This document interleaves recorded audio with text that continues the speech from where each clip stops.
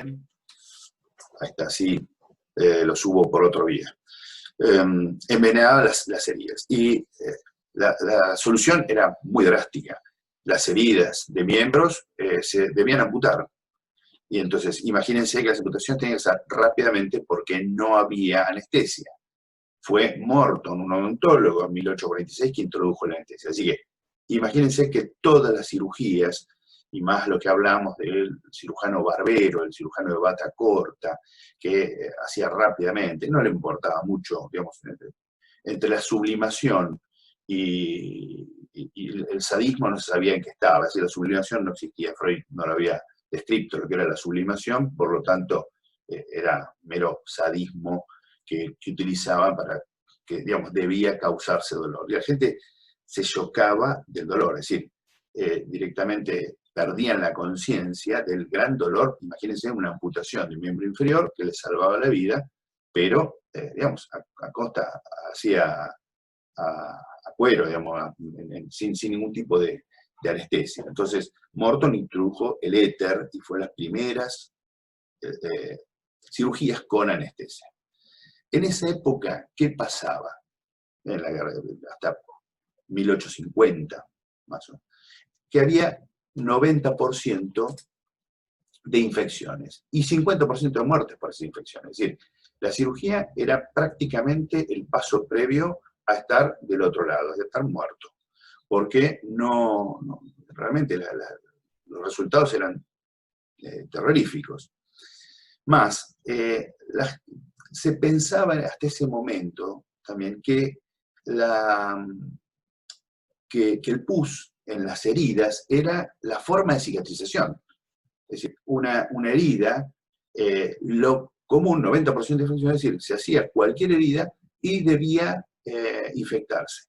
El tema, digamos, lo que trataban de ver es que no fuera una gangrena, porque la gangrena era rápidamente mortal, diseca, saben que es una infección polimicrobiana, generalmente metido algunos anaerobios que potencian al resto de los aerobios, y bueno, van ganando espacios, y si uno no detiene la infección, no termina con el paciente, termina el paciente séptico y muere, era el 50%. Entonces, hablaban de lo que se llamaba la infección láudica, es decir, la infección buena, o por lo menos el pus láudico. No hablaban de infección, sino que había una secreción por la herida que si era amarillenta, decían que era buena, era láudica, fíjense lo que era, se interpretaba como parte de la cicatrización. Es decir, la regla era que si había una herida o había una incisión, al poco tiempo se pusiera roja, tumefacta, y saliera pus por ello. Si salía el pus amarillento, estábamos todos contentos porque era un estafilococo y de alguna manera una infección superficial. Bueno, pero siempre volvemos al tema. El punto clave, yo a algunos de sus compañeros les mostré parte de lo que es el Hospital San Juan de Dios, que es de esta época, más o menos, es posterior, es un poquito, unos años posteriores, pero está creado, la parte vieja, donde tenemos el pabellón de simulación ahora, esos pabellones son anteriores hasta la teoría bacteriológica. Era un poco la teoría sanitarista francesa, y era todo alejado. En 1850, Semmelweis, Lister, Semmelweis, después Lister y Pasteur, dan la teoría bacteriológica, por lo menos Lister y Pasteur. Semmelweis lo pongo por ese lavado de manos, y justo estaba viendo hoy que el doodle, es decir, el loguito de Google, hace referencia al lavado de manos de Semmelweis, y hacen un pequeño videíto con lavado de manos. Me parece muy positivo y muy bueno para pasar. En este momento se conocen y se empieza lo que dijimos en antisepsia y esterilización, se comienza a realizar estas técnicas, es decir, a conocer por qué se daban las infecciones y a tratarlas de alguna manera. Empezaban los primeros Pasteur, todavía no había empezado los antibióticos, pero se había empezado, digamos, a ver que ciertos elementos podían combatir estas infecciones. y se llegó al punto de infecciones menor al 10%, de 90% de infecciones a menor al 10%, por lo cual fue algo, no sé si hay en la historia de la medicina un resultado tan bueno. Es decir, obviamente, cuando no hay nada y hay algo, todo es 100% más. Eso es la ventaja. Después, mejorar esto es un tema. Fíjense, en 1928 Fleming descubre la penicilina. Bueno, en la Primera Guerra Mundial ya también las heridas seguían estando. Ahora, después de que esta infección fuera del 10%, dijimos, acá la tenemos resuelta. Pero, admito a alguien, se incrementaron las infecciones graves en cirugía. ¿Y esto por qué? ¿Por qué se debe? A tratamiento de antibióticos a gran escala. Las operaciones son más complicadas y largas, con aumento del número de pacientes geriátricos con enfermedades crónicas y debilitantes. Se utilizan implantes de materiales extraños en el cuerpo. Esto también es un elemento que favorece, o por lo menos es un elemento extraño que si tienen algún tipo de colonización, es un tema importante. Hay otras modalidades de diagnóstico y terapéutico con mayor, contacto con bacterias. Pero principalmente, y esto seguimos, entonces cuando hablamos de Semmelweis, dijimos que bárbaro el descubrimiento de Semmelweis, totalmente empírico, pero de la observación vio que las manos eran las que transmitían los elementos infectantes. Seguimos teniendo la negligencia en la observación de las técnicas asépticas y de los principios quirúrgicos establecidos. Todo lo que se haga por la sepsia y la antisepsia es poco. Todo es poco. Entonces, bueno, como siempre le digo, vamos a definir. En realidad, si hablamos de infección y cirugía, las infecciones que requieren tratamiento quirúrgico sería un poco la definición de esta. Es decir, son infecciones en las cuales la cirugía tiene parte importante dentro del proceso de curación de esta infección. Ahora, hoy por hoy, con la complejidad de la cirugía y de las internaciones, de la seguridad del paciente, hablamos que es un poco más amplio, que cualquier infección que afecte a pacientes de cirugía, es decir, no son las heridas o las lesiones que después veremos, como un absceso, un empiema, que requieren de tratamiento quirúrgico como parte fundamental del tratamiento, sino que ya estamos hablando de aquellas infecciones dentro de los pacientes que nosotros generamos. Es decir, son esto lo que llamamos en seguridad eventos adversos. Yo creo que acá hay algunas cositas, voy a utilizar algunos recursos que tengo acá como para... También lento, pero...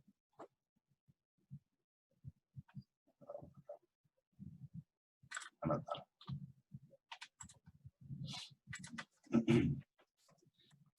Eventos adversos. Recuerden que los eventos adversos son daños generados al paciente en el curso de su internación o de su tratamiento por la enfermedad, no por la enfermedad en sí. Entonces, estamos hablando de todo esto. Bueno, seguimos. ¿Para qué tengo que cambiar acá? ¿Cuáles son estas infecciones o estos eventos adversos? Infecciones del sitio quirúrgico, ICQ, infecciones del torrente sanguíneo asociados a las vías centrales, infecciones de las vías urinarias, neumonías asociadas a la hospitalización y a la ventilación mecánica. Estos son básicamente, y son indicadores de calidad de atención de un hospital muy importantes. Esta pantalla, que les recomiendo entrar, es el programa VIDA del Ministerio de Salud de la Nación, que voluntariamente los hospitales se dedican a cargar sus datos y sus infecciones. Generalmente hay un grupo de control de infecciones conformado por infectólogos y enfermeros, que son enfermeros que se llaman ESI, enfermeros control de infecciones. Enfermeros de control de infecciones que son específicos. Generalmente los ESI en una institución no dependen del departamento de enfermería, dependen directamente de la dirección. Es decir, aportan información muy sensible para ver cómo va los indicadores de salud, enfermedad y de infecciones relacionadas. Así que tienen total autonomía y son un poco como asuntos internos dentro de la policía, es decir, son los que realizan las investigaciones y también son docentes, porque cuando van por los espacios miran todo, tratan de prevenir qué elementos pueden ser peligrosos para el paciente y para la población asistencial. Así que acá uno puede cargar y puede ver también en dónde estamos parados. Muchos de estos, en Estados Unidos, por lo menos que la calidad, como les comenté la otra vez, con los informes y los trabajos que se realizan, es muy importante, están realizando la incorporación de estos datos y prácticamente hay como el ministerio, lo que es el Ministerio de Salud, aporta los datos, es decir, si uno se va a internar en tal lugar, uno puede ver qué índice de infección, qué índice de complicaciones tiene esa institución. Entonces, lo pone ya directamente sobre el tapete, nadie lo puede esconder, es obligación de tenerlo. Y obviamente es obligación de los encargados de la asistencia y los directivos de mejorar esos indicadores, hacer un lugar más seguro. Bueno, por un lado podemos ver cómo podemos clasificar las heridas. Es decir, si tenemos una herida, tenemos que saber previamente cómo se clasifican, cómo las podemos nombrar y posteriormente darle una posibilidad, digamos, dónde esperaríamos que tengan algún tipo de infección o de complicaciones. Bueno, entonces, ¿qué llamamos a heridas limpias? Cirugías electivas. Electivas significa que son cirugías que son programadas. Recuerden que la diferencia entre una cirugía electiva y de urgencia no solamente es por los tiempos, sino es por la preparación. Cuando vean preoperatorio van a ver que es muy importante para adecuar, llevar al paciente. Una cosa es salir a la calle y terminar en un quirófano y por una complicación, un accidente, y otra cosa muy distinta es programar una cirugía. Tiene una preparación antibiótica, tienen preparación de la piel, tienen preparación de todos los elementos que pueden estar afectando la seguridad del paciente. Es decir, uno puede compensar la parte cardiológica para la parte respiratoria, no tener secreciones, la parte nefrológica. Uno puede hacer cosas para mejorar su situación y reducir el riesgo. Entonces, eso es una cirugía electiva. La cirugía de urgencia tiene mayor índice de complicaciones. Oligotraumática, que significa que el daño que estamos generando es poco, o es acotado. Ejemplo, una hernioplastia. Una hernioplastia es una cirugía electiva, puede ser de urgencia, sí, pero no corresponde que sea de urgencia. Es otro de los temas y a veces lo pregunto yo en los exámenes, qué significa, digamos, cuando uno tiene una hernia, y la pregunta específica es cuando los consultan ustedes, un paciente de 80 años con una hernia inguinal atascada. O supongamos que una hernia inguinal. Viene la familia y les consulta específicamente por el familiar que tiene 80 años, es vital, es una persona que sano, digamos, con algunas complicaciones de su digamos, achaques de la edad, pero sale a caminar, tiene ejercicios, tiene una vida activa, social, con lo cual hoy una persona de 80 años es una persona que está en plenitud, que tiene, digamos, que tiene una actividad y que socialmente se maneja muy bien. Y tiene una hernia hace 15 años, supongamos. Entonces, le consultan a ustedes, médicos, que no necesariamente tienen que ser, van a ser cirujanos, dice. Porque cuando nos preguntan a nosotros, siempre hay ese prejuicio. Es decir, claro, el cirujano siempre quiere operar todo. Entonces, yo esta pregunta le hago para que vayan uniendo todos estos conceptos y que tengan su criterio y que sepan fundamentar el criterio que están diciendo. Entonces, la pregunta básicamente es ¿qué hacen ante la consulta? La gran mayoría dejan el tema de hernia por un lado y el tema de preoperatorio por otro. No juntas los dos temas como una unidad, que es lo que intentamos ver en la parte clínica, que ustedes tengan una unidad de criterio. Y me dice, no, yo no lo operaría. ¿Y por qué no lo operarías? Porque, bueno, por la edad. Bueno, la edad no es una enfermedad. Obviamente que los achaques de la edad, sí, bueno, puede tener una leve insuficiencia cardíaca, puede tener algún tipo de POC descompensado, puede tener algunas cosas, pero son tratables todas ellas y mejorables. Entonces, uno va a mejorar ese asunto. Esa es la gran diferencia de electiva y quirúrgica, de urgencia. Y en este momento es que yo cuando me dicen que no lo operaría, le digo, bueno, usted como médico, ¿le va a decir a la familia que si se complica o se atasca la hernia o se estrangula la hernia, la cirugía que es de urgencia tiene casi un 50% de mortalidad? Imagínense una hernia estrangulada, es decir, cuando tiene compromiso vascular, se necrosa el intestino y hay que hacer una resección intestinal a un paciente que no estaba preparado, que viene de la calle y que tiene 80 años, con todas las cosas que tiene. La mortalidad es altísima. Entonces, que elijan, pero sobre datos firmes que ustedes tienen que darle. ¿Se entendió el concepto?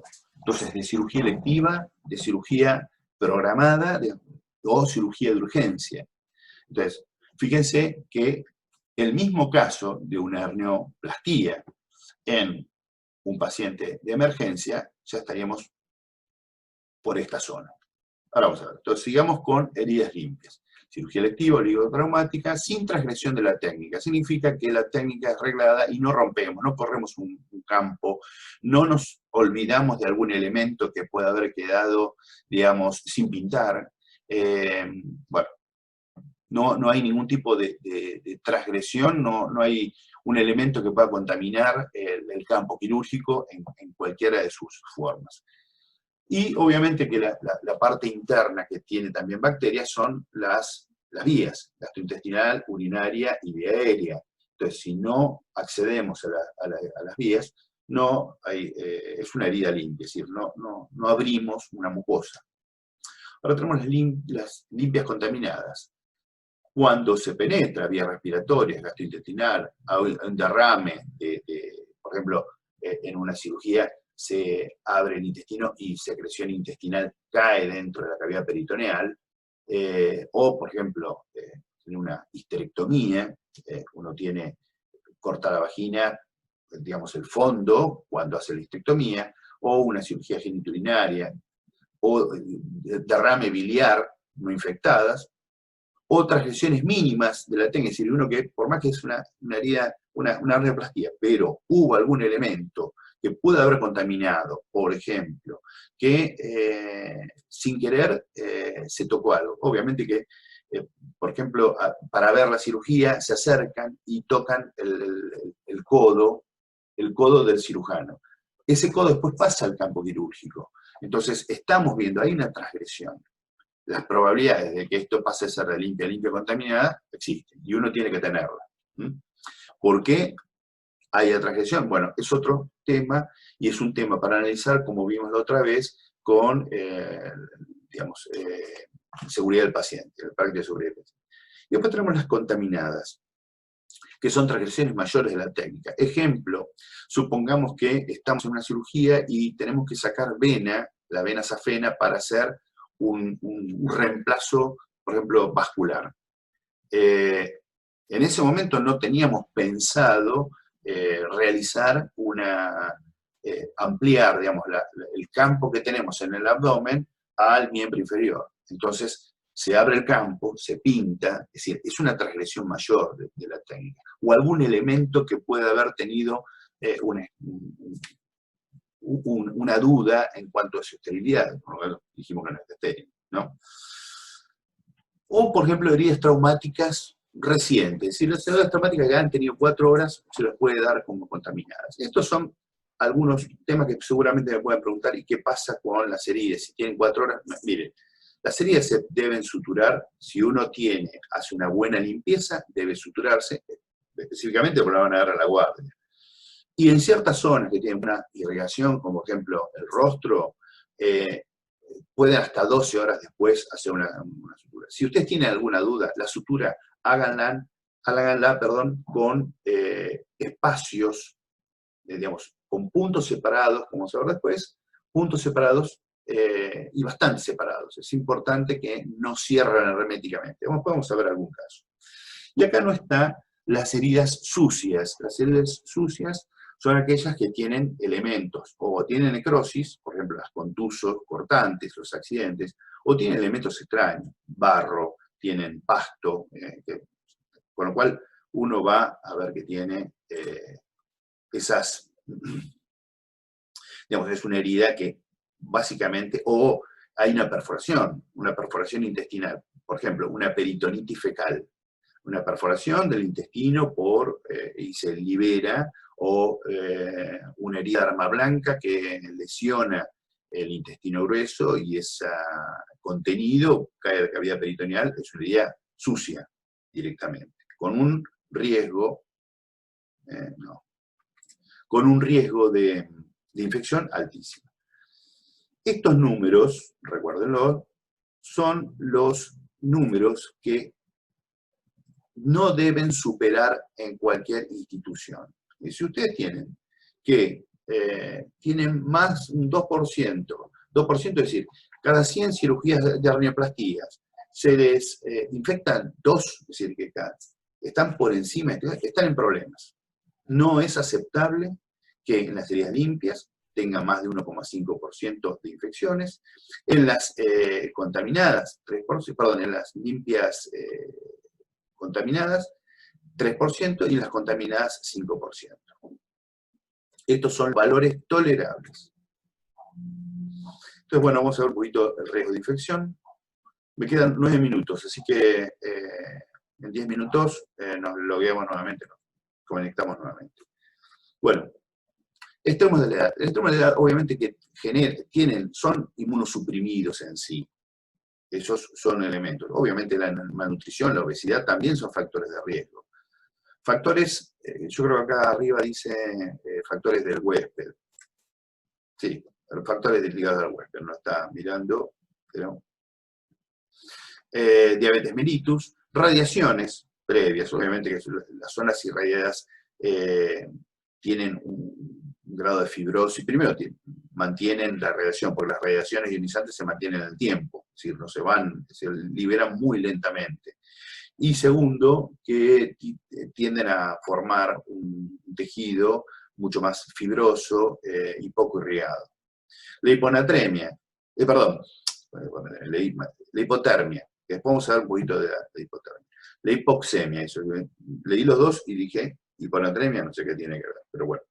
La hipoxemia también, y esto es un tema que cuando vean trauma van a ver que lo primero que tienen que hacer es, no se le niega a nadie una bigotera nasal o una mascarilla de oxígeno, por más que esté bien, porque hay una deuda de oxígeno que uno quiere prevenir, que aparte del trauma que tiene, de la infección que puede llegar a tener o las complicaciones, si le incorporamos hipoxemia, estamos complicando mucho más al paciente. Otras infecciones, tratamiento con corticosteroides, obviamente que es lo mismo, ya lo reconocen, el corticosteroides obviamente es inmunosupresor, no en forma aguda, pero sí en forma crónica.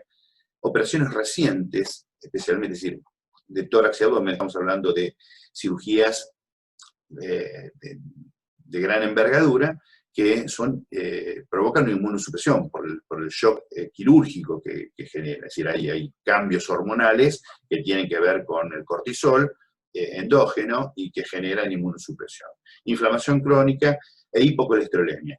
La hipocolesterolemia yo no pude encontrar en qué favorece las infecciones ligadas al huésped. Sí encontré muchos trabajos que muestran que la mortalidad no cardíaca que genera los pacientes hipocolesterolémicos es importante. Es decir, que si usted tiene en algún caso algún paciente con hipocolesterolemia, tiene mayor riesgo.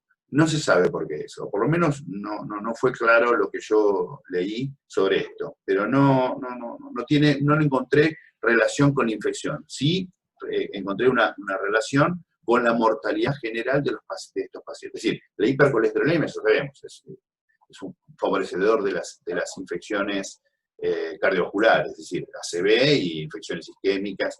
Ahora, la hipocolesterolemia también es un factor de mortalidad. Y de la interacción del huésped y el tratamiento. Entonces, puede haber riesgo de infección por existir como resultado de la propia lesión, de la técnica de reanimación. Hipotermia. Esto, que lo dijimos recién. ¿Por qué se puede dar hipotermia? Lo van a, seguramente, si han sido un poquito observadores, si han tenido algún familiar o han visto algún posoperatorio, cuando viene a la sala de cirugía, viene tapado con 18 forzadas y temblando el paciente. Entonces la enfermera, cuando lo pasan a la cama, dice, no se preocupen, es producto de la anestesia. No fue producto de la anestesia. Fue un descuido de la anestesia. Porque el paciente, cuando está anestesiado, está digamos, bajo hipnosis y digamos, tiene un nivel de profundidad no solamente de la analgesia, de la parte de anestesia en reglas generales, el centro regulador de la temperatura se inactiva también. Hay muchos elementos, así como se inactiva la corteza, se inactivan otros elementos que tienen que ver, obviamente, con reguladores, y la regulación de la temperatura pasa. A su vez, se mantiene, supongamos, una cirugía con el abdomen abierto, con lo cual hay una difusión de temperatura muchísimo mayor porque el líquido, hay una pérdida de humedad y de calor con la humedad. Y el ambiente generalmente está termizado para el que está trabajando, tiene calor, o entonces hay aire acondicionado. Entonces, fíjense, por un lado, no se lo cubre al paciente. Porque piensan que por solo hecho de estar tapado con sabanitas y el paciente está dormido, el paciente está calentito. No, está mal eso.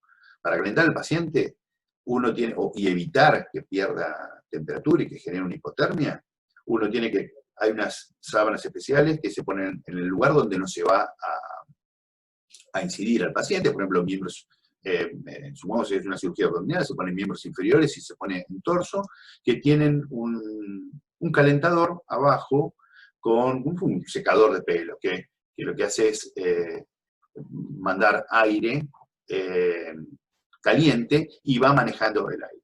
Por otro lado, utilizar los sueros. Los sueros no pueden estar a temperatura ambiente, tienen que estar pretermizados. Lo que normalmente se ha incorporado a los quirófanos es un horno de microondas y con un sachet de 500 centímetros cúbicos lo coloca 1 minuto y ya tiene una temperatura distinta. En el mejor de los casos hay unas guías de suero que tienen un sistema que digamos, incorpora temperatura a los fluidos que estamos metiendo. Es decir, fíjense todas las cosas que pueden hacer y todas las cosas que estamos haciendo con la hipotermia. Y ya saben, uniendo el otro tema, que la hipotermia es un favorecedor de las infecciones. Entonces, no es un tema menor. Hipoxia tisular, lo mismo. Es decir, uno puede saber, es decir, en el momento de la anestesia, uno es absolutamente todo el paciente. No puede sentir, no puede regular, así que no puede pedir oxígeno. Entonces uno tiene que estar midiendo absolutamente todo para no generar más daño. Las transfusiones son inmunosupresoras, más en un principio la transfusión sanguínea se utilizaba, digamos, en los trasplantes renales, antes de los inmunosupresores, para reducir la respuesta inmunológica para el rechazo de los riñones. La hiperglucemia, esto también es un círculo vicioso. Los pacientes que están en el límite, el estrés quirúrgico por el cortisol endógeno genera una hiperglucemia, y a su vez la hiperglucemia genera alteraciones inmunitarias.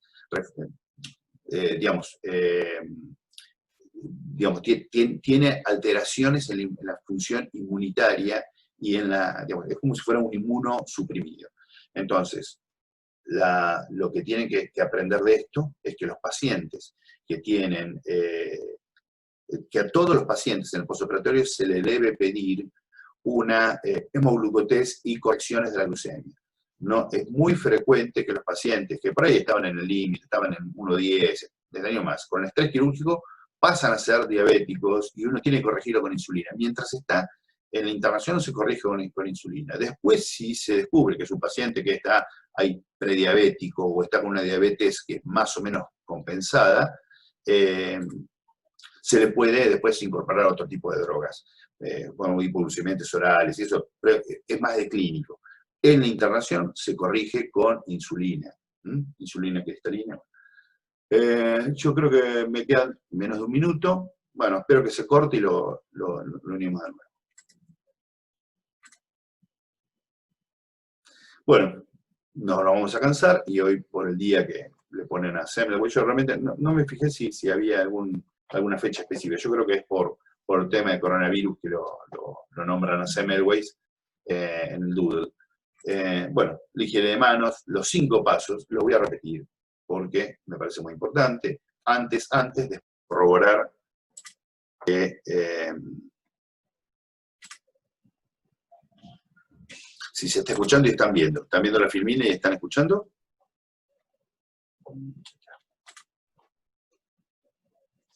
Bien, bueno, gracias Micaela, perfecto, gracias chicos, todo perfecto, bueno, buenísimo. Entonces, 5 momentos, 2 antes, 3 después. Antes de tocar al paciente, antes maniobras limpias. Después, perdón, voy a conectar, si me estoy quedando sin batería, voy a conectar el...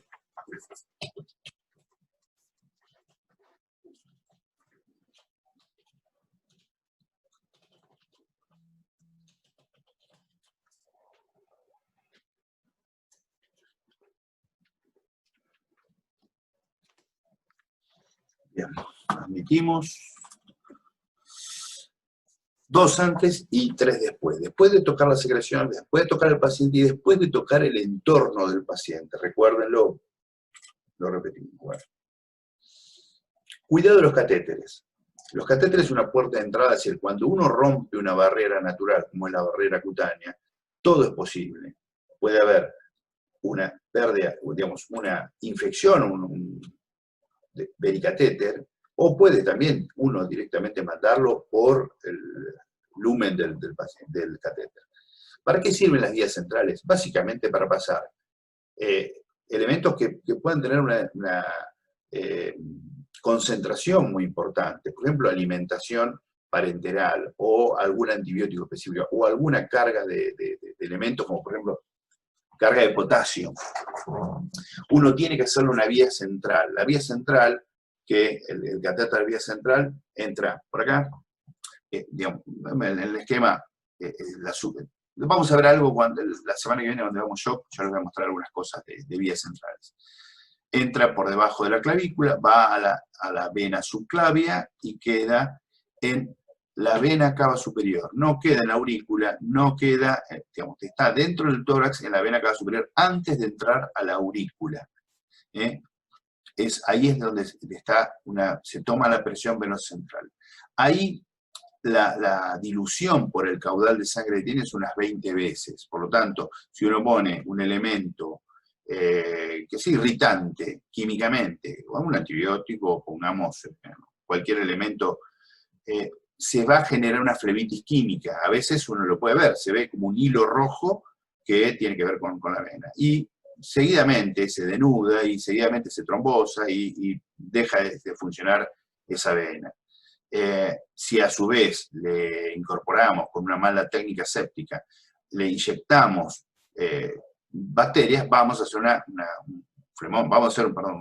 una infección, una flebitis supurada, ¿sí? Directamente. Entonces, cuando uno tiene una vía central, tiene que utilizar, primero, protegerla completamente, proteger la piel para reducir y limpiarla bien, no tiene que haber secreciones, esto es transparente para poder ver, es decir, es un film transparente que se adhiere, entonces para poder ver que no hay ningún tipo de secreción por debajo, siempre tiene que estar limpio, y uno tiene que utilizar la técnica séptica que corresponde para hacer una inyección. Y esto es realizar la preparación del medicamento o la droga, lo que sea, en un lugar aséptico, previamente lavar las manos, de ponernos guantes, y después de hacer una higiene perfecta sobre esto, y se utiliza solamente para lo que está destinado, es decir, alimentación o antibiótico o lo que sea. Si tiene fiebre y dice, no, pasale un paracetamol, no sirve para pasar otras cosas, sirve para utilizarlo, porque cuanto más se manipulan las vías centrales, mayor es el riesgo de que se infecte. Si se infecta y hace fiebre, hay que sacar la vía central, porque muchas veces este elemento extraño tiene, ¿cómo se llama?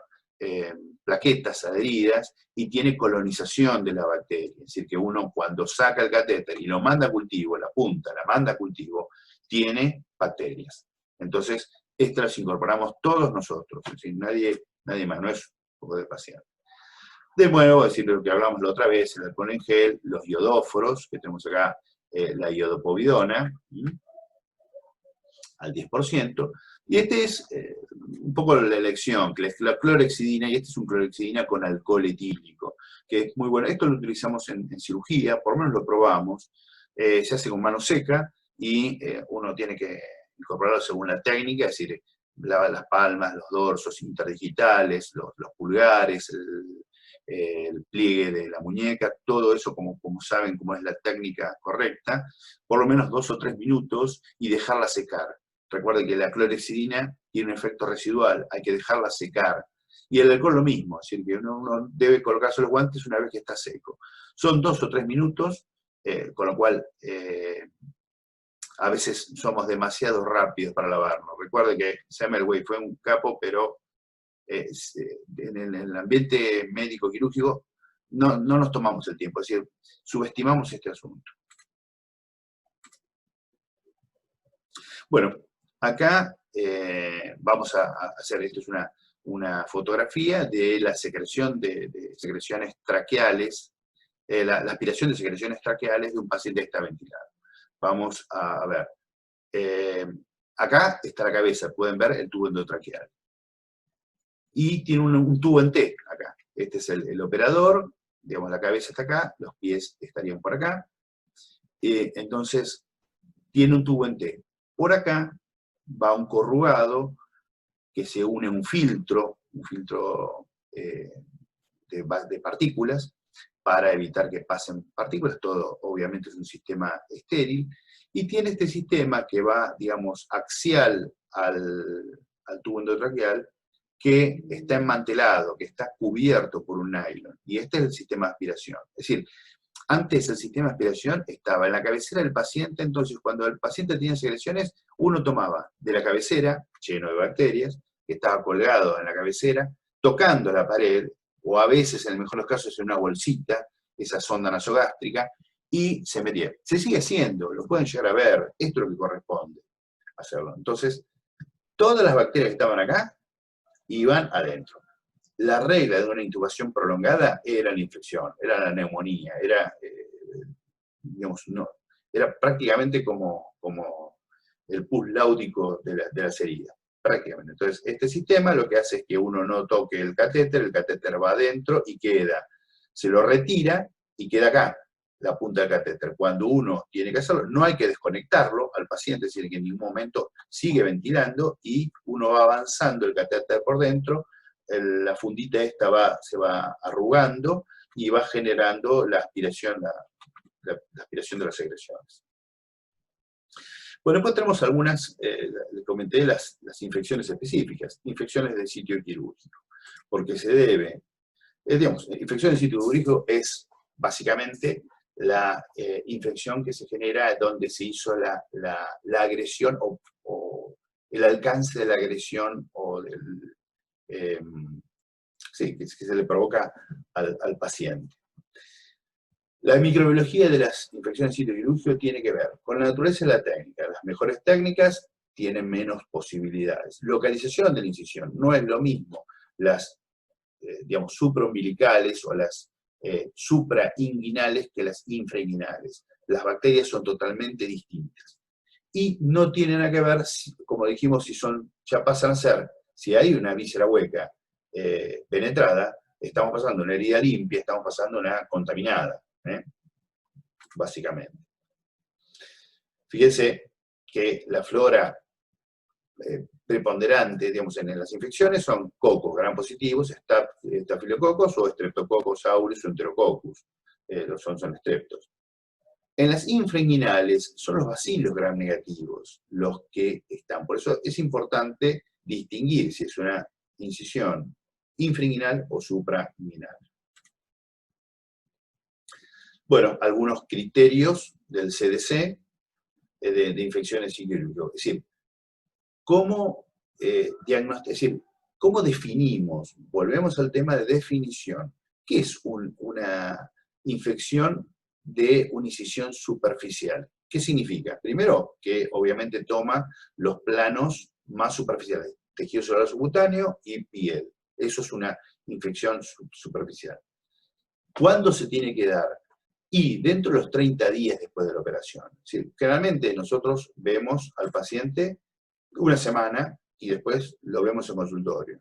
Pero hasta 30 días puede haber alguna infección. Y esto estadísticamente hay que relevarlo, hay que tenerlo en cuenta. Entonces dijimos que afecta a la piel, tejido celular subcutáneo, más algún elemento. Es decir, la afectación es que es superficial. Y tiene drenaje purulento, es decir, cualquiera que levanta la curación ve que hay pus. O si no, diagnóstico por un cirujano. ¿Y qué es? ¿Que tiene más ojo el cirujano? No, pero es el que accede a las heridas. A nadie se le ocurre, si no sabe qué es lo que va a hacer, sacarle puntos a una herida. Cuando lo hace, generalmente son toma de decisiones de quién hizo esa herida. Es decir, no está bien visto, y en este sentido entiende uno que es por el paciente, pero hay que respetar también al colega que tiene su responsabilidad en esto. Porque seguramente que el colega te diga, bueno, mirá, tomaste la decisión vos, ahora sigue a vos el tema. No es de malo, pero a ver, si tomaste una decisión y contradijiste lo que yo estaba tratando de decirte, el mejor real saber y entender el tema, y vos tomaste una decisión distinta, bueno, seguí vos con el paciente. Porque no se puede estar discutiendo. Uno tiene que también, obviamente, tener respeto por el colega de lo que está diciendo. Entonces, generalmente, quien saca los puntos de las heridas y ve si realmente está bien, es el cirujano. Y que tenga, o que tenga síntomas de eritema, dolor o edema local. Es decir, que si es superficial, hay una inflamación y sale pus, o al sacar los puntos tiene una secreción fea, uno puede decir que es una infección superficial. La profunda, obviamente, es lo mismo. Menos de 30 días después de la operación, sin implantes. Sin implantes. ¿Esto qué quiere decir? Que obviamente, si uno colocó un implante, puede esperar hasta un año después. Si tienen implantes, operaciones con implantes, menos de un año. Es decir, que hasta un año, supongamos la misma amnioplastia que hablamos, pero se colocó una malla de polipropileno, o una malla, digamos, que son irreabsorbibles. Puede haber quedado alguna bacteria en un elemento extraño y, obviamente, formar un cultivo que puede eclosionar en algún momento, digamos, se mantiene un equilibrio huésped-agente infeccioso, y en algún momento puede, hasta un año después uno considera que es una incisión profunda. Recuerden que esto tiene que ir a las estadísticas que eran los tolerables, los que mostramos al principio. ¿Hasta dónde es tolerable? 1,5, 3 o 5. Bueno, y algunos otros elementos, como dijimos en los anteriores, drenaje purulento del espacio profundo. Esto es, el espacio profundo es el espacio muscular, estamos hablando. Absceso en espacio profundo durante la exploración directa o radiográfica, o mediante reparación, es decir, que al ser superficial es mucho más fácil observarlo. Ahora, posiblemente la piel esté sana, el celular esté sano, y tengamos fiebre, tenga dolor, tenga distintos elementos, y uno sospeche que tiene una malla puesta, y tiene un elemento. Entonces, uno tomográficamente o ecográficamente puede ver colecciones, puede haber una burbujita. Entonces, son elementos que ya nos autorizan a definir que es una infección profunda. Obviamente por un cirujano, es decir, que cuando no lo estamos viendo y hay que reoperarlo, hay que hacerlo por un cirujano. Y esto con más razón, porque las infecciones profundas favorecen 5 veces más, cuando hay una infección superficial, favorecen 5 veces más la posibilidad de ventración.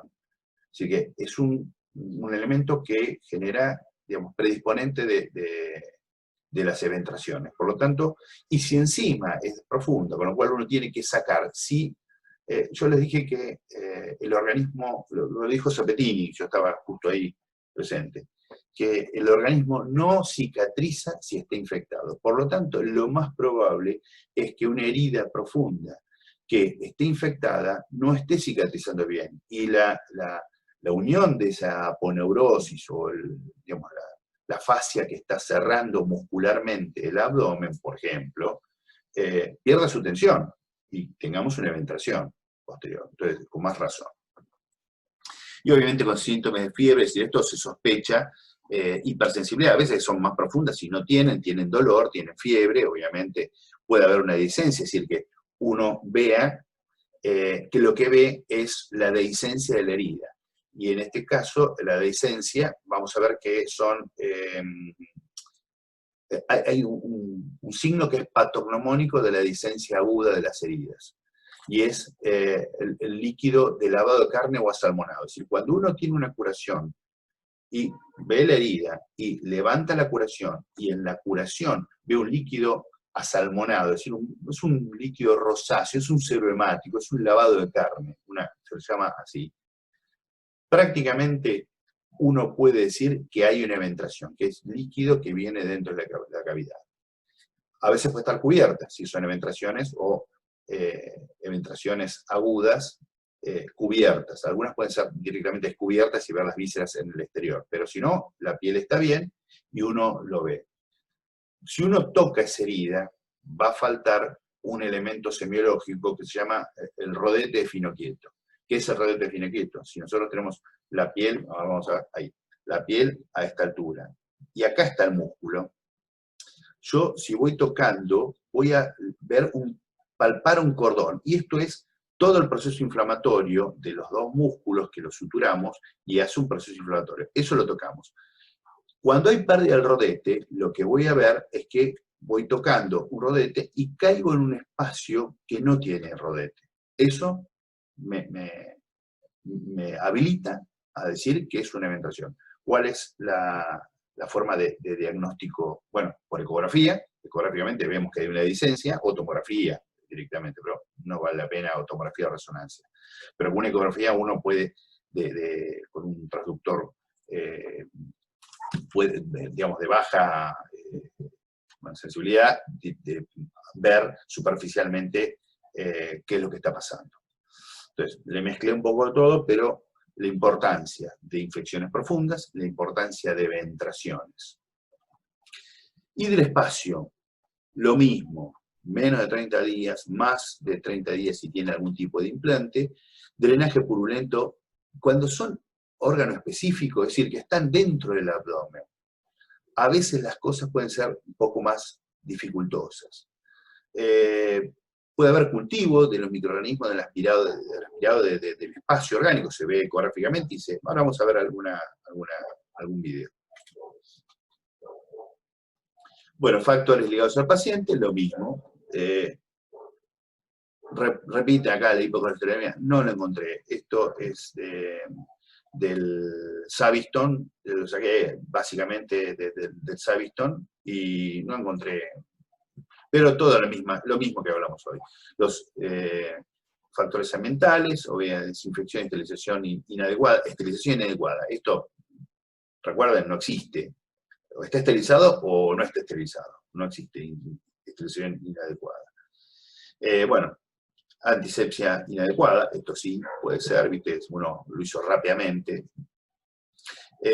Y factores ligados al tratamiento. Bueno, básicamente para verlo, es una guía, pero tiene una base lógica, uno lo puede deducir directamente. Entonces, repitiendo un esquema, las infecciones superficiales, piel, tejido solar subcutáneo, un nivel profundo, que es el tejido de fascia y músculos, y después lo que es de órgano específico. Bueno, como dijimos recién, los síntomas y signos dependen de la profundidad. Los más superficiales son más evidentes, los más profundos a veces hay que sospecharlo. Así que si un paciente con fiebre, que tiene dolor pleurítico, tiene un derrame pleural también, busquen, y tiene una cirugía abdominal previa, busquen algún tipo de lo que se llama, ahora voy a explicar bien, pero lo van a encontrar como el absceso subfrénico. Van a hablar del absceso subfrénico, que es la colección a nivel del espacio subfrénico, suprahepática, se junta líquido purulento o secreciones, infecta y genera en forma una respuesta de un derrame pleural. En realidad, Mainetti decía que el fuego estaba abajo, es decir, cuando uno hace una radiografía y en un postoperatorio encontraba un derrame pleural, él decía, ese es el vapor, el fuego está abajo del diafragma. Entonces, lo que tratar de decir es buscar la causa abajo, infradiafragmático. Bueno, puede haber obviamente respuesta inflamatoria sistémica, hilio, es decir, un hilio, cuando hay una colección interasa, tranquilamente puede haber un hilio paralítico producto de este asunto. Bueno, las infecciones digamos, necrotizantes aumentan la mortalidad. Si puede haber las infecciones necrotizantes que dentro de las 24 horas. Generalmente, todo esto no se espera antes de la semana. Ahora, hay ciertas infecciones necrotizantes que tienen una pseudomonas que puede, dentro de las 24 horas, dar síntomas, todos estos síntomas y coleccionar. Son infecciones muy graves. Esto es lo que les comentaba. Esto, fíjense, es una piel tensa, con eritema, con una secreción hematopurulenta, y esta sutura, también hechita, es una incisión intradérmica. Vamos a ver cómo se hace una incisión intradérmica. Obviamente no se ponen los puntos para afuera, sino que se toma la dermis y se va haciendo lo que se llama una guarda griega. Tiene una ventaja, a ver si me permite. No, acá. Tiene esto es así, se empieza, generalmente con materiales reabsorbibles, es decir, que queda dentro del propio paciente. Uno comienza así, hace lo que se llama una guarda griega. Esta parte horizontal que estamos viendo es que uno toma la subdermis, vuelve a agarrar acá, pasa para el otro lado, al mismo lugar, hace una toma subdérmica, pasa para el otro lado, toma subdérmica. Esto, completado todo, hace realmente tiene un resultado cosmético muy interesante, pero es hermética. Y si uno corta acá el hilito, se abre toda. Entonces, fíjense, que tiene sus pros y sus contras también este tipo de... Bueno, ¿vamos bien? A ver si... un chat.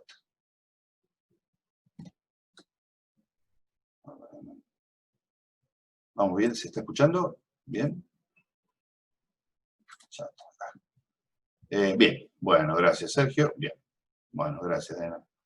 Magarudo. Bueno, hablamos de los órganos específicos que hay, se pueden dividir en supramesocolónicos e inframesocolónicos, pero básicamente tenemos los que son sufrénicos, derechos e izquierdos, y a su vez el sufrénico puede ser suprahepático o infrahepático. Este vendría a ser la tracavidad de los epiplones, también que puede coleccionar. Después el parieto cólico derecho, el parieto cólico izquierdo, y lo que es inframesocolónico pueden ser, digamos, del mesenterio hacia la derecha o del mesenterio hacia la izquierda. Y obviamente, a ver, una filtración acá puede ir por el parieto cólico y encontrar una colección en el fondo del saco de Douglas.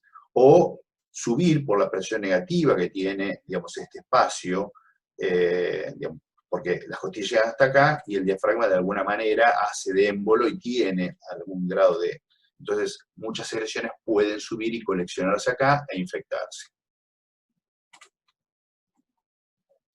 Esta es una tomografía, como les digo siempre, esto es una tomografía de frontera tóraco-abdominal, con ventana mediastinal, con contraste, ¿ven?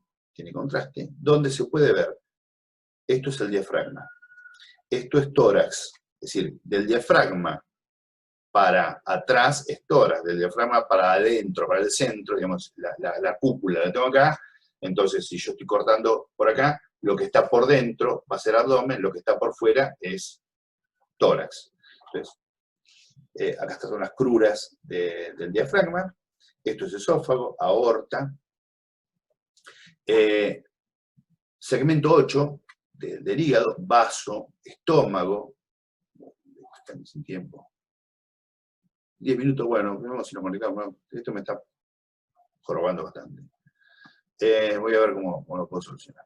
Y acá tenemos una colección, entonces dijimos que si es del diafragma para adentro, es infradiafragmática, suprahepática.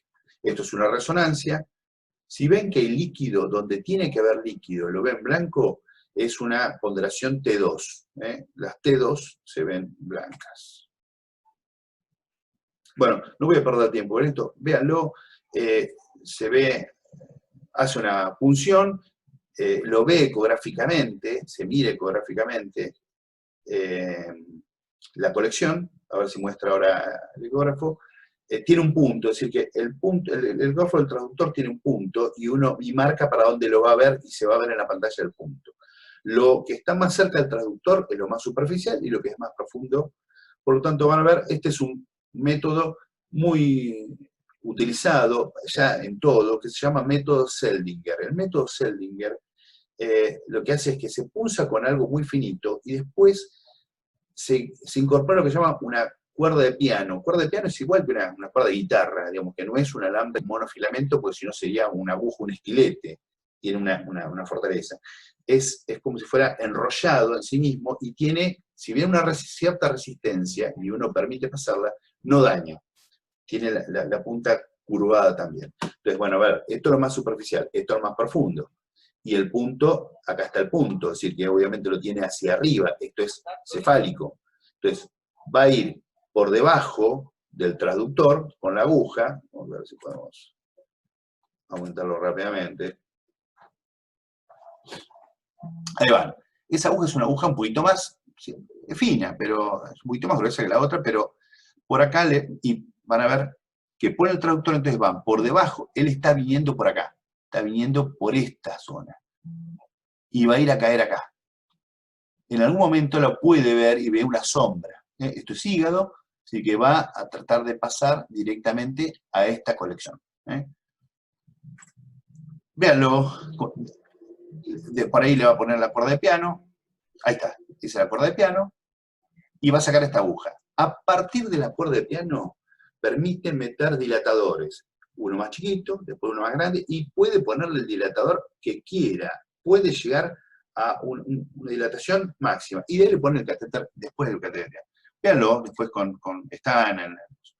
Esto lo trae el doctor Zappettini, habló de algo que se llama compactación y aspiración, o BAC, es el sistema BAC, es una marca registrada de BAC, pero bueno, es un nylon con una aspiración fuerte y aumenta la secreción, la absorción de secreciones.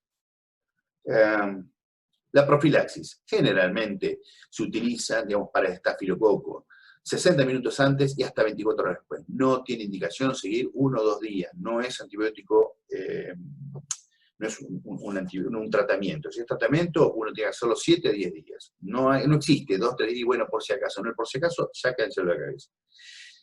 Cualquiera de la cirugía, fácil. Fíjense, son cefaloponías de primera generación o vancomicina en el caso que tengan algún tipo de alergia a los beta-lactámicos. Y en el caso del colon hay antibióticos como la neomicina, que es local, obviamente lavado mecánico, y después en forma sistémica eritromicina o metronidazol.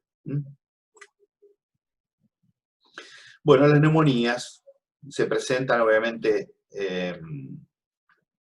dentro de las 24 o 72 horas post-intubación traqueal, es decir, que si tiene una neumonía y el paciente había sido operado y tuvo intubación orotraqueal, y más aún si tuvo una intubación nasotraqueal, tienen las posibilidades de que tengan, una altas posibilidades de que sea la fiebre a una neumonía. Hay que, obviamente, diagnosticarla, pero veremos. ¿Cuáles son los factores de riesgo? En la edad, obviamente mayor de 60 años, tiene una menor inmunidad. Síndrome de dificultad respiratoria, EPOC, enfermedad pulmonar, coma o alteraciones de la conciencia, es decir, obviamente lo dijimos, cuando el paciente está anestesiado, tiene una alteración de la conciencia que no permite ver la deglución, entonces puede haber una aspiración. Hipoalbuminemia o desnutrición, quemaduras, un proceso inflamatorio sistémico, transfusiones sanguíneas por lo mismo, es inmunosupresor, insuficiencia de un órgano, de cúbito supino, se forma un lago faringio, y ese lago faringio, por más que tenga un tubo endotraqueal peritubo, cuando el CAF no está suficientemente inflado, puede pasar a la vía aérea. Es decir, que se llena toda la garganta, para que expirar las secreciones, y peritubo va a la vía aérea. Bueno, sinusitis, inmunosupresión, ventilación mecánica prolongada, eso también. Y hay algunas unas estrategias para disminuirlo. Obviamente que todas las que son control de infecciones, la orotracal frente al nasotraqueal, eso es evidente, mantenimiento de la presión del manguito mayor de 20 centímetros cúbicos de agua, pero siempre desinflándolo, porque el otro peligro es cuando uno no toma los 20 centímetros de agua, se mide el manguito. Si uno lo pasa, genera una isquemia de la mucosa y eso genera después una estenosis traqueal, que es una cirugía bastante complicada para hacerla. Aspiración contiene las secreciones subglóticas, es decir, siempre aspirar a la boca al paciente. Posesión en semidecúbito, digamos, con la cabecera levantada, es mejor. Sonda endotraqueal para sacar las secreciones, ¿cómo es? Perdón, esto es lo que le mostré yo. Digamos, la alimentación pospilórica, eso es relativa, no hay evidencia suficiente. Es decir, poner una sonda, una K108 que pase el píloro, no está todavía, no se sabe. Hay que alimentar a los pacientes. El otro de contaminación del tubo digestivo, es decir, dar antibióticos para decontaminar el tubo digestivo, también no hay una evidencia franca. Bueno, esto es una punción transtraqueal para hacer lo que se llama un minival, es decir, con un catéter directamente a la zona baja del pulmón, se instila y se rescata líquido que se manda a cultivo. Digamos, uno va por sano, es decir, no lo mete por la boca. Esto sí va por la boca, y se utiliza cuando uno llegó a la zona del bronquio que quiere, lo que se llama un catéter enmantelado, es decir, que por acá vienen todas las secreciones, es decir, esto pasa por la boca, entonces no es significativo. Entonces pone un catéter, hace un lavado y hace lo que se llama un lavado bronquial alveolar oval. Tengo 2 minutos, lo voy a conectar nuevamente. Bueno, las infecciones de torrente circulatorio, bueno, control diario de la zona de iniciación, eso ya lo vimos, que es transparente, o si es una gasita, cambiarlo diariamente. Solamente utilizar la vía central para alimentación parenteral y evitar la utilización de medicamentos frecuentes, antibióticos, analgésicos, todas esas cosas no tienen que utilizarse por la vía central. Esta es la técnica, después la ven, no quiero perder tiempo en esto, prefiero... Bueno, las vías urinarias. Ahora, que haya una bacteriuria o candiduria no algo, no significa que es una infección. Es decir, evidentemente hay que ver cuáles son el conteo y cuáles son esos gérmenes que se están realizando. Puede haber, con la sonda vesical, cuando uno la maltrata o no la pone bien o la técnica no es la correcta, puede generar hasta sepsis, es decir, sepsis urinaria, es decir, un foco abdominal puede ser un foco urinario. Ya estamos terminando y nos quedan las formas particulares de infección quirúrgica.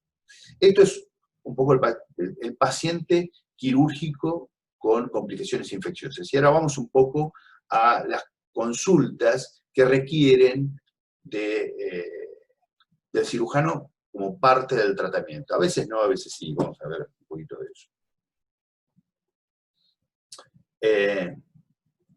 Es una pruebita. Lo voy a conectar ahora, así porque me queda 1 minuto. Lo desconecto en forma a propósito y los vuelvo a una. Así que tómense un tiempito, si quieren preparen mate y vamos haciéndolo. no funciona, ¿no? ¿Cómo hago? Ah, acá.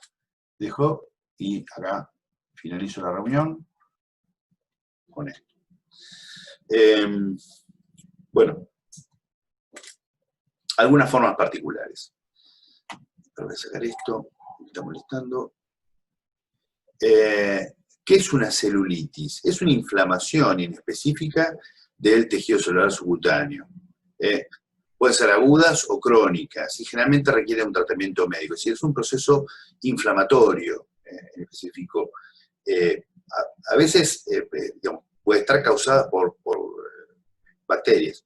¿Cómo podemos verlo? Bueno, a veces hay puertas de entrada, pequeñas heridas en la piel que generan que ingresen las bacterias. En otro caso, la erisipela, pero la erisipela en sí no es una infección específica, no es una celulitis específica, sino que es una ubicación específica del estreptococo beta-hemolítico del grupo A. ¿Se entiende? Es distinto, que es un caso.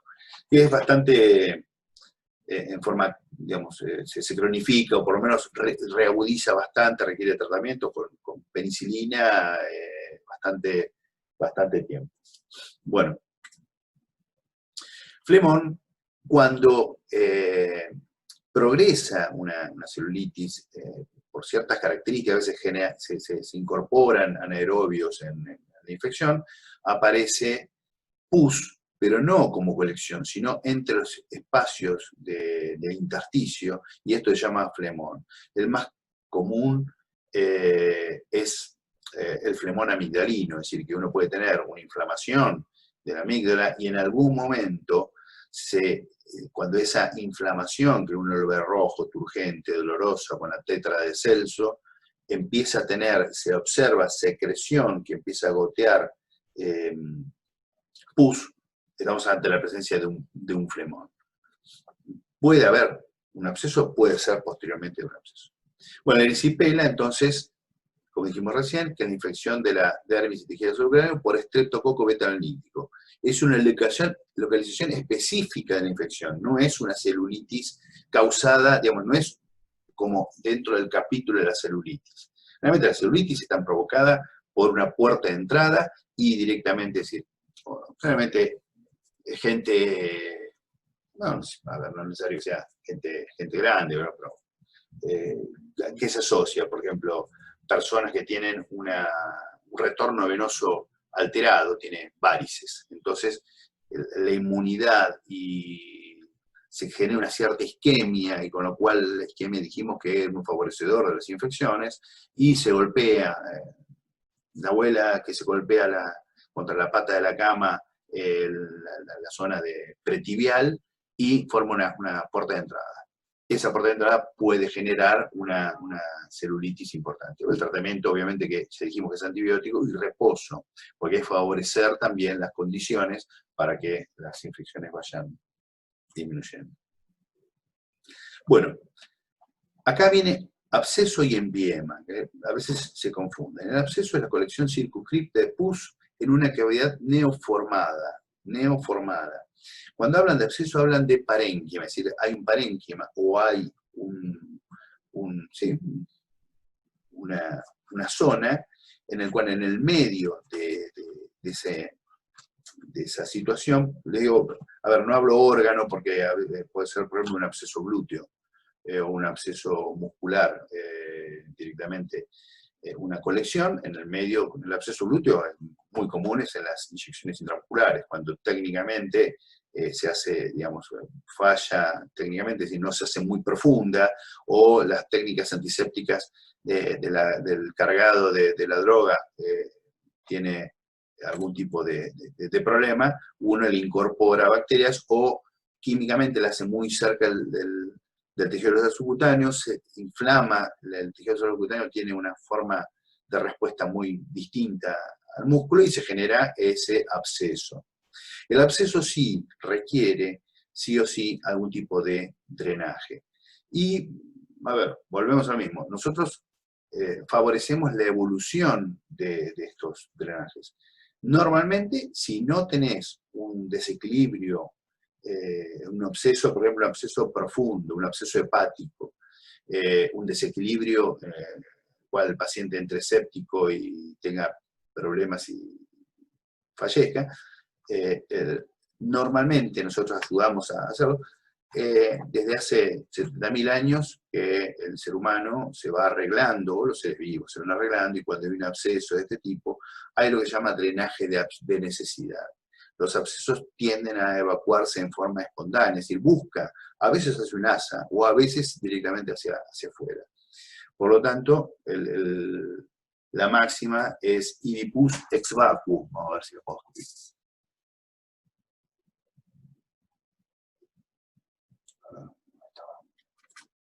No.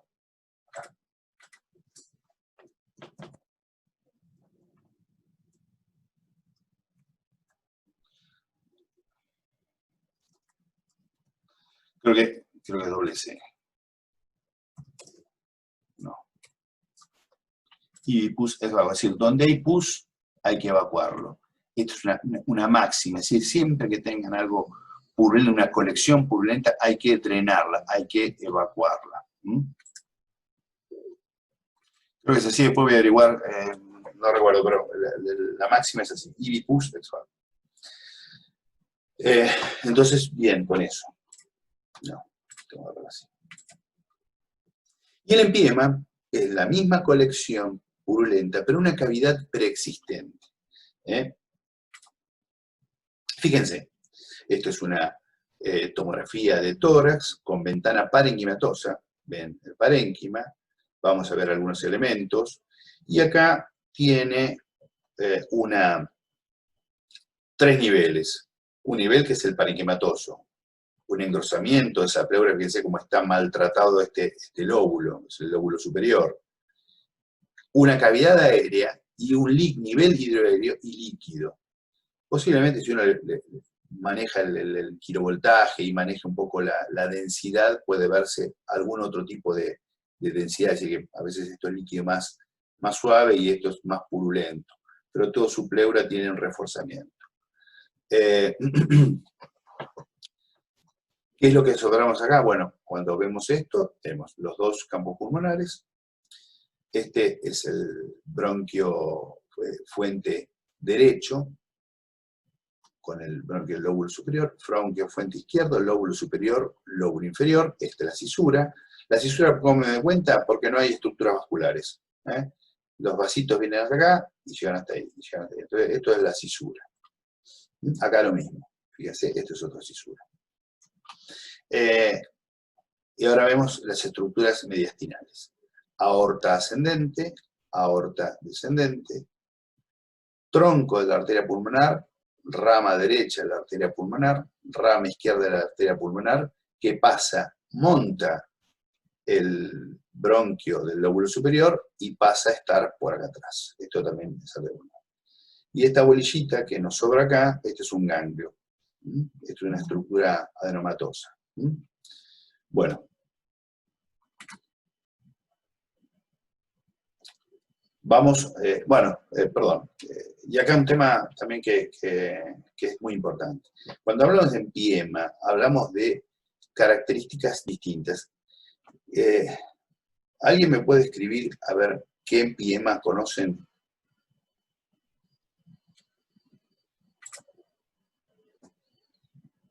Perdón, Sergio, pasa que no estaba viendo.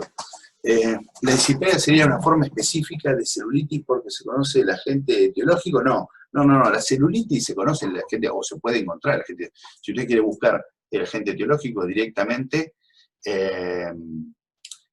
hace una infiltración con solución fisiológica y capta el líquido, es decir, pasa por piel sana, va hasta el celular donde está inflamado, mete líquido y saca y lo manda a cultivo. Se conoce el agente etiológico. Lo que pasa es que una de las formas, CPR es una forma específica del estreptococo beta hemolítico. No es que el estreptococo, no es que puede ser una celulitis por estreptococo, no. El estreptococo forma formas de este tipo de celulitis que se llama erisipela. Entonces, derrame alveolar, ascitis. A ver, sí. La pregunta mía es, qué formas de empiema conocen de acuerdo a la definición que les di. No digo por qué, no es empiema por una neumonía, sí, a ver, se puede generar por eso, obviamente por contaminación, hay una neumonía acá y acá ese derrame se contamina y se genera, si hay pus, por definición, en una cavidad preexistente, se llama empiema. Bien, sí. Sí, es por una neumonía, puede ser por una neumonía, puede ser también porque le hicimos, la otra vez cuando fuimos a ver al paciente a la guardia, no era por una neumonía. Si bien tuvo una neumonía, su empiema había sido traído de afuera hacia adentro iatrogénicamente. Peritonitis, ¿podría ser un empiema? Sí, sí. Empiema pleural, pericárdico, Micaela, bien, perfecto. Esos son los más conocidos. Ahora, ¿qué otras cavidades pueden tener? La peritonitis es en sí un empiema. Y cuando yo les dije que lo pueden encontrar o se habla médicamente de lo que es el absceso subfrénico, el absceso subfrénico en realidad no es un absceso, es un empiema subfrénico, por definición. Sí, empiema vesicular, también, Diana, sí. Porque, digamos, es una cavidad preexistente y supongamos que hay una colección purulenta, es un empiema, sí, perfecto. Empiema pleural, pericárdico, fondo de saco de Douglas, sí, es un empiema, volvemos. Un absceso del fondo de saco de Douglas, absceso del fondo, es un empiema, no es un absceso. Absceso es en parénquimas, una cavidad, digamos, neoformada, digamos, por necrosis se genera. ¿Y por qué es importante? A ver, otros empiemas meningios, empiemas articulares. Yo tuve familiarmente una persona muy cercana que tuvo un empiema de la articulación costo vertebral provocado en forma endógena, es decir, un estafilococo que vino en forma endógena. Bueno, requiere un tratamiento de 6 meses, ¿no? Y 1 mes y medio de antibiótico parenteral, es decir, que estuvo internado en mi casa con una vía central intermitente y seguimos poniendo el antibiótico en forma intermitente. Así que, ¿por qué? Porque generalmente todas las bacterias en las cavidades preexistentes, en el empiema, tienen, bien, entonces la importancia de la definición de empiema. Entonces, básicamente tiene una mala respuesta, digamos, a difusión y concentración en esta cavidad de los antibióticos. Y por otro lado, hay una respuesta de las bacterias, que es la formación de biofilm, que principalmente se da en esta forma, con lo cual, entre una concentración baja y el biofilm que puede formar todas las bacterias, específicamente el estafilococo, pero cualquiera puede tener un mecanismo de respuesta de defensa de esta forma, hace que si no hay un drenaje y no hay un tratamiento, un drenaje no funciona el tratamiento, y si no hay un antibiótico prolongado tampoco, es decir, que tiene que hacer las dos cosas, tiene que haber un avenamiento y tiene que haber un tratamiento antibiótico. Bueno, si está claro, si no me dicen algo y vamos a terminar. Y después tenemos la foliculitis. La foliculitis es la infección de un folículo piloso. Ahora, cuando hay un proceso perifolicular, se habla de forúnculo. Forúnculo es cuando el proceso es mayor. Generalmente, como toma la membrana basal, dijimos que cuando rompe la membrana basal, la restitución ad integrum no es, entonces siempre deja alguna forma. Hay una forma específica de forúnculo que se llama hidrosadenitis supurativa o golondrino. Lo van a ver, creo que hasta en el programa está. Nosotros lo ponemos web, es así. Pero es un motivo de consulta bastante importante. Generalmente se da en zonas traumatizadas, es decir, se afeitan las personas y se infectan y se pueden, obviamente que cuando hay un foco séptico acá, puede replicarse en distintos lugares, son recidivantes, muy dolorosos, muy dolorosos. A veces tiene que ver con el uso de antitranspirantes, pues tapan los poros y se genera, digamos, esta acumulación de bacterias dentro del folículo viroso y toda una lesión perifolicular. Y por último, el anthrax, que es el proceso infeccioso de la piel con puerta de entrada como si fuese un forúnculo que invade la dermis y van invadiendo el resto de los folículos, es decir, es una foliculitis con perifoliculitis, pero es más grande porque toma varios folículos pilosos, con lo cual se observa como si fuera varias bocas. El anthrax también, digamos, las formas del bacilo anthracis, que es el anthrax, como el carbunco, que es una enfermedad, una zoonosis que toman todos los animales de sangre caliente y que están en el piso, el Clostridium, este bacilo, perdón, es un bacilo. La diferencia es que si usted tiene un anthrax, es decir, que son foliculitis, son altamente, el que han tenido una infección, son altamente dolorosos, tienen obviamente todas esas características, y el anthrax por carbunco no es doloroso. Entonces genera la misma necrosis, las mismas lesiones, digamos, como fueran necróticas, dejan marca, el anthrax, digamos, infeccioso digamos, como fuera una perifólica, como fuera forúnculos, varios forúnculos unidos, que el otro, pero el otro no duele. El tema, obviamente, que también pasa cuando el anthrax, el carbunco, toma una forma sistémica, las neumopatías, las neumonías por esto son muy graves. De cualquier manera, ojo, yo he visto pacientes con neumonía por estafilococos, totalmente con un campo con zonas quísticas, digamos, por necrosis, como fueran microabscesitos parenquimatosos o abscesos pulmonares, con derrame pleural, realmente un cuadro muy complejo, muy grave, que no lo requirió ventilación, pero por muy poco, una persona joven, que lo que había hecho es, vieron cuando la gente quiere operarse los granitos, bueno, apretó un granito, se le hizo más grande, lo siguió apretando, no se conformó, agarró una aguja y empezó a hacerla, bueno, esa movilización de bacterias ganó el torrente sanguíneo, fue directamente al pulmón e hizo implantes sépticos por todo el pulmón, generando una... Así que, ojo con estas patologías. Bueno, yo creo que esto está, a ver si quedó claro. Preguntas, y si no, nos vemos el miércoles. Si quieren utilizar el micrófono, no estaría mal.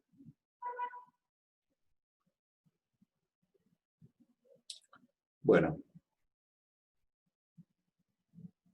No sé dónde tengo. Ya está acá. Bueno, ¿no hay preguntas?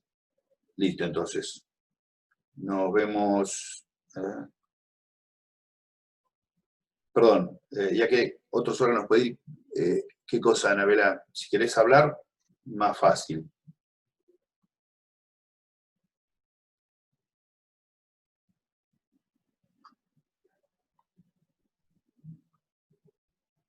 ¿A qué otros órganos puede ir?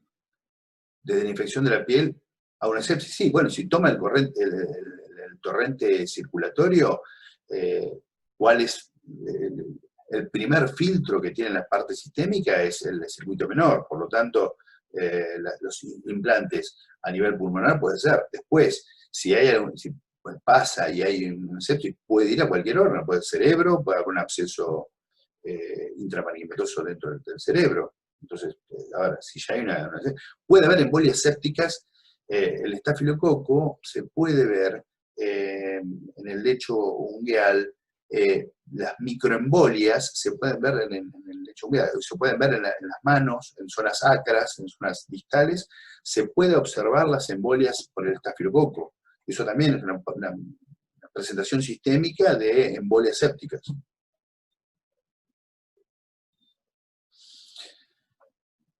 Bueno,